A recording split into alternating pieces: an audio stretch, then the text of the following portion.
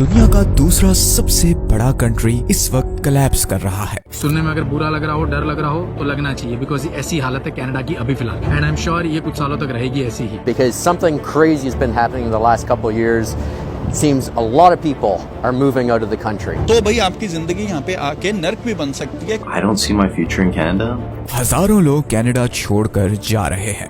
I don't understand anymore. Because I'm not enjoying it here. How the hell is anyone existing in Canada? Like I feel trapped. Inflation, महंगाई पिछले 40 सालों का record तोड़ चुकी है। And on top of this सिर्फ जुलाई के महीने में करीबन 7,000 लोग अनएम्प्लॉयड हो गए। कनाडा की सड़कों पर नशा खुले आम बिक रहा है। वायलेंस और क्राइम रेट पिछले 30 सालों में सबसे ज्यादा है और पिछले 2 सालों में तो ये बहुत ही तेजी से बढ़ा है। कनाडा में घर रेंट करना और खरीदना करीबन 70% पॉपुलेशन के लिए इम्पॉसिबल हो चुका है। पिछले 10 सालों में कनाडा में होमलेसनेस मतलब जिन लोगों के पास रहने को कोई घर नहीं, उनकी परसेंटेज ऑलमोस्ट डबल हो गई है। The second best country in the world, जिसकी इमिग्रेशन लेने के लिए हमारे लोग लाइंस में लगे हुए हैं, आज इस हाल में कैसे पहुंचा? इसका जवाब वो 4 रीजंस हैं जो हम आज सच ये है कि इस वीडियो में डिस्कस करने वाले हैं। तो वीडियो को ध्यान से एंड तक जरूर सुने। ये है कनाडा, अमेरिका के बिल्कुल ऊपर, एरिया के लिहाज से दुनिया का दूसरा सबसे बड़ा कंट्री। कनाडा के वेस्ट में पैसिफिक ओशन है, ईस्ट में अटलांटिक ओशन और नॉर्थ में आर्कटिक ओशन है। कनाडा और यूएस का बॉर्डर दुनिया का सबसे लंबा बॉर्डर है और इंटरेस्टिंगली कनाडा की 80% पॉपुलेशन इस बॉर्डर के 100 माइल्स के रेडियस के अंदर ही रहती है। इनफैक्ट 50% कैनेडियंस इस लाइन से नीचे इधर रहते हैं। कनाडा का ये एक province Ontario around 40% GDP contribute करता है। इस पॉपुलेशन पैटर्न की एक बहुत बड़ी वजह यह है कि कनाडा में बहुत सख्त सर्दी है और स्पेशली नॉर्दर्न साइड पर तो हर तरफ बर्फ है या फिर बहुत ही ज्यादा झीलें और दरिया हैं। हमारी पूरी जमीन की 50% फ्रेश वाटर लेक्स कनाडा में है। कनाडा नेचुरल रिसोर्सेज से माला माल है। कनाडा के पास दुनिया के चौथे सबसे बड़े ऑयल के रिजर्व्स हैं। इसके अलावा कनाडा में पोटैश, यूरेनियम, कोल, जियोथर्मल एनर्जी और नेचुरल गैस के भी बहुत बड़े रिजर्व्स हैं।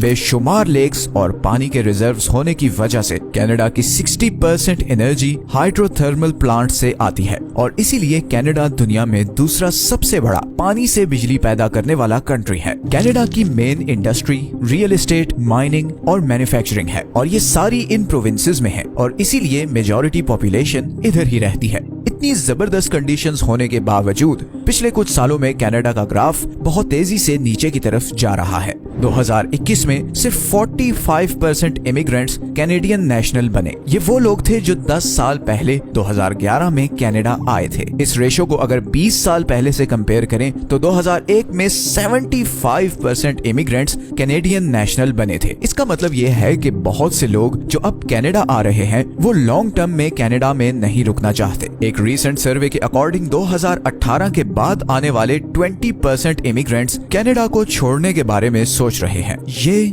बहुत ही परेशानी वाली बात है, बिकॉज जब किसी भी कंट्री के इमिग्रेंट्स उसको छोड़कर जाने लगे या वो उसकी नेशनैलिटी लेने में इंटरेस्टेड ना हो तो ये बहुत ही डेंजरस साइन होता है। और इस क्राइसिस की सबसे पहली और सबसे बड़ी वजह है कॉस्ट ऑफ लिविंग। ये कलर्ड सर्कल आपको दिखा रहा है कि पिछले 10 सालों में कनाडा में घरों की प्राइसेस में कितना चेंज आया है। 2008 के बाद से हाउसिंग प्राइसेस ऑलमोस्ट डबल हो गई हैं। एक बहुत ही फेमस कैनेडियन व्लॉगर के अकॉर्डिंग कनाडा के शहर वाटरलू में 1 बेडरूम 1 बाथरूम अपार्टमेंट जो 2017 में $900 पर मंथ रेंट पर मिलता था, अब 2023 में उसका रेंट $2,000 है। मतलब 6 सालों में रेंट 120% ऊपर गया है। इसी तरह घर खरीदने के लिए 2015 में जो मॉर्गेज $1,400 पर मंथ था, अब वो अराउंड $3,500 पर मंथ हो गया है। मतलब कनाडा के बड़े शहरों में जहाँ पर ज्यादातर लोग रहते हैं, एक छोटा सा 1 बेड अपार्टमेंट का रेंट $2,000 है और अगर आप उसे खरीदना चाहते हैं तो उसका मॉर्गेज है $3,500 पर मंथ। ऐसी सिचुएशन में जबकि कनाडा में एवरेज मंथली सैलरी 4,000 से $6,000 पर मंथ के दरमियान है, फिर हाई टैक्स रेट और खाने पीने और ट्रैवल के खर्चे, आप इतना रेंट या मॉर्गेज कैसे अफोर्ड कर सकते हैं। और ये $6,000 पर मंथ सैलरी भी थोड़ी upper range white collar jobs में है। कनाडा में एवरेज एनुअल सैलरी $60,000 है, मतलब $5,000 पर मंथ। इसीलिए एक रीसेंट सर्वे में ये फाइंडिंग सामने आई हैं कि 63% कैनेडियंस के पास अपना घर नहीं है और उन्होंने लिटरली इस आइडिया को भी गिव अप कर दिया है कि अब वो कभी अपना घर नहीं ले सकेंगे। और इसकी वजह ये है कि लेट्स से अगर आपकी एनुअल सैलरी $60,000 है तो आफ्टर टैक्स ये अराउंड $50,000 रह जाएगी। और अगर आप मेन सिटीज जैसे कि टोरंटो, वैंकूवर या वाटरलू में रहते हैं तो आराम से 20 से $25,000 का आपका एनुअल रेंट होगा। इसमें फिर लेट्स से $5,000 खाने का खर्चा जो कि मिनिमम है, फिर कार इंश्योरेंस, फिर मेडिकल इंश्योरेंस और फिर कभी कभार शॉपिंग, स्पेशली गर्म कपड़ों की, बिकॉज बहुत सख्त ठंड होती है कनाडा में। तो एंड में आपके पास इतने पैसे नहीं बचते हैं कि आप इन बड़े शहरों में कोई एवरेज सा घर ले सकें। आपको कम से कम 10 से 15 साल लगेंगे कि आप इतना पैसा इकट्ठा कर सकें कि अपना खुद का एक एवरेज सा घर ले सकें। तो ये बढ़ती हुई हाउसिंग प्राइसेस तो पहली रीजन है जिसकी वजह से लोगों के लिए कनाडा में रहना मुश्किल होता जा रहा है, स्पेशली वो लोग जो 2019 के बाद कनाडा में आए हैं। दूसरी रीजन है स्लो जॉब मार्केट। असल में कनाडा बहुत हेवीली नेचुरल रिसोर्सेज पर डिपेंडेंट है और इसीलिए ज्यादातर इन्वेस्टमेंट माइनिंग, मैन्युफैक्चरिंग या रियल एस्टेट सेक्टर में है। कनाडा का 17% जीडीपी नेचुरल रिसोर्सेज से आता है और कनाडा की 50% मर्चेंडाइज एक्सपोर्ट्स भी इन्हीं नेचुरल रिसोर्सेज की है। इसी तरह ये जो सारा हाउसिंग बबल बना हुआ है, इसका सबसे बड़ा नुकसान ये होता है कि सारा पैसा इंडस्ट्री के बजाय रियल एस्टेट में जाता है, क्योंकि घरों की प्राइसेस इतनी तेजी से बढ़ रही है कि इन्वेस्टर्स बिजनेसेस से ज्यादा रियल एस्टेट में इन्वेस्ट करना चाहते हैं। और जब इंडस्ट्रीज नहीं लगेंगी तो जॉब्स कैसे क्रिएट होंगी। इसी तरह कनाडा की सबसे बड़ी 2 एक्सपोर्ट इंडस्ट्रीज ऑयल और कार मैन्युफैक्चरिंग दोनों तेजी से डिक्लाइन कर रही हैं। कनाडा में ज्यादातर ऑयल इधर अल्बर्टा से निकलता है और इसमें से अराउंड 70% अमेरिका को जाता है। ये ऑयल एक्सट्रैक्ट और माइन करना अमेरिका को थोड़ा महंगा पड़ता है और इसीलिए अमेरिका अब अपने ऑयल रिजर्व से इससे कंपैरेटिवली सस्ता ऑयल एक्सट्रैक्ट कर रहा है, जिसकी वजह से कैनेडियन ऑयल की डिमांड गिरती जा रही है और नतीजतन ऑयल से जुड़ी कंपनीज के रेवेन्यूज गिर रहे हैं और वो लोगों को ले ऑफ कर रहे हैं। इसी तरह 2008 के रिसेशन के बाद से कनाडा में कार मैन्युफैक्चरिंग इंडस्ट्री लगातार डिक्लाइन कर रही है। 1999 में कनाडा में 3 मिलियन गाड़ियां बनी थी, जबकि 2020 तक ये प्रोडक्शन 1.4 मिलियन तक रह गई है। और इसकी सबसे बड़ी वजह ये है कि ये कंपनीज अब कनाडा से मेक्सिको शिफ्ट हो रही हैं, बिकॉज वहाँ पर लेबर कॉस्ट काफी कम पड़ती है। कनाडा में सबसे ज्यादा जो लोग हिट हुए हैं वो स्टूडेंट्स हैं, स्पेशली वो जो इंडिया और पाकिस्तान से इस उम्मीद पर जाते हैं कि किसी डिग्री में एडमिशन लेकर कुछ पार्ट टाइम काम करके पैसा बना लेंगे और फिर फाइनली पीआर वगैरह लेकर नेशनल बन जाएंगे। मगर अब हालात बहुत बदल चुके हैं। पार्ट टाइम जॉब्स में ज्यादातर क्लीनिंग वगैरह या फिर वेयर हाउसेज में लेबर वर्क की जॉब्स होती थी, मगर अब वो भी करीबन फुल हो चुकी हैं, बिकॉज पिछले कुछ सालों में इतने ज्यादा लोग साउथ एशिया से कनाडा गए हैं कि लेबर वाली जॉब्स में तो ऑक्यूपेंसी रह ही नहीं गई और इवन स्किल्स रिलेटेड जॉब्स जैसे कि आईटी, इंजीनियरिंग या फाइनेंस में भी कंपटीशन बहुत टफ है। असल में कोविड में कनाडा को बहुत बड़ी हिट पड़ी थी, जिसकी वजह से बहुत ज्यादा बिजनेसेस शट डाउन हो गए और फिर अगले ही साल रशिया यूक्रेन वॉर शुरू हो गई, जिससे एक ग्लोबल रिसेशन आ गया। And on top of this, इस सारे अरसे में स्पेशली एशिया से लाखों इमिग्रेंट्स और स्टूडेंट्स कनाडा में कैरियर बनाने के लिए आए। तो अब सिचुएशन ये है कि लोगों की ओवर सप्लाई है और काम कोई है ही नहीं। आपके लिए बेस्ट यही है कि अगर आपने कनाडा जाना है तो आपके पास कोई ऐसा एक्सेप्शनल स्किल होना चाहिए जो वहाँ पर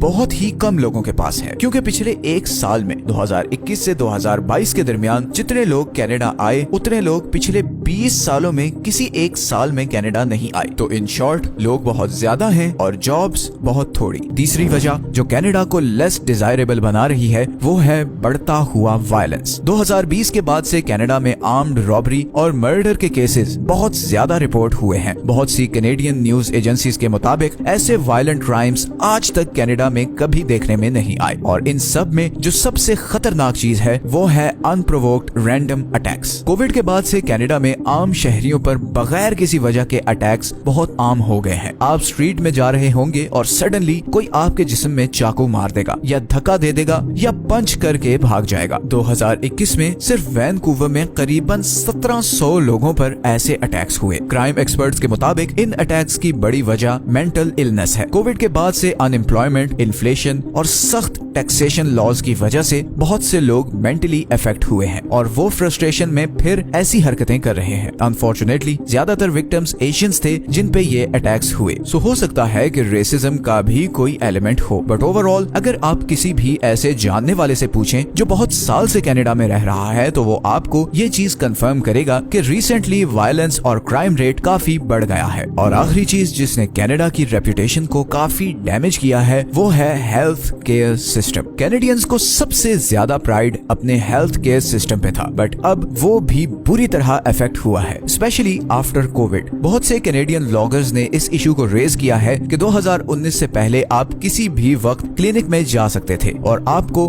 उसी दिन डॉक्टर की अपॉइंटमेंट मिल जाती थी, मगर अब लोगों को कई हफ्ते और इवन महीने इंतजार करना पड़ता है। इस वक्त कनाडा में average weight time 20 to 27 weeks चल रहा है। मतलब आपको कोई भी बीमारी है तो नेशनल हेल्थ सर्विस में आपका नंबर ऑन एवरेज 4 महीने बाद आएगा। हाँ, अगर आपको कोई सीरियस बीमारी है तो आपको इमरजेंसी में जाना पड़ेगा, मगर उधर भी प्रायोरिटी की बेसिस पे एडमिशन होता है। फॉर एग्जांपल हार्ट अटैक या एक्सीडेंट्स वगैरह के पेशेंट्स प्रायोरिटी पे होते हैं, जबकि बाकियों को ऑन होल्ड कर दिया जाता है। इसी तरह कैंसर स्क्रीनिंग को भी कम प्रायोरिटी पे रखा गया है, जिससे लोगों में लेट कैंसर डायग्नोसिस का खतरा बहुत बढ़ गया है। So all in all Canada अब वो वाला कनाडा नहीं है जिसके बारे में हम सुनते आए हैं। थिंग्स हैव चेंज्ड और कनाडा के केस में they have changed for the worse. इस सब की कसूरवार जस्टिन ट्रूडो की हुकूमत है या नहीं, आपको इस पर बहुत सी डिफरेंट ओपिनियंस मिलेंगी, बट एक चीज तो फॉर श्योर है कि कैनेडियन प्राइम मिनिस्टर की अप्रूवल रेटिंग इस वक्त लोएस्ट है और 2025 के इलेक्शंस में उनको बहुत टफ टाइम मिलने वाला है। इवन विद इन एशियंस आपको काफी डिफरेंट ओपिनियंस मिलेंगी। कई पाकिस्तानी और इंडियंस कनाडा में बढ़ती हुई महंगाई से काफी नाखुश हैं और खास तौर पर जिनको व्हाइट कॉलर जॉब्स नहीं मिली वो बड़ी मुश्किल से गुजारा कर रहे हैं। आप लोग कनाडा की सिचुएशन के बारे में क्या जानते हैं और जो कुछ इस वीडियो में बताया गया है उससे कितना एग्री करते हैं, नीचे कमेंट्स में जरूर शेयर करें।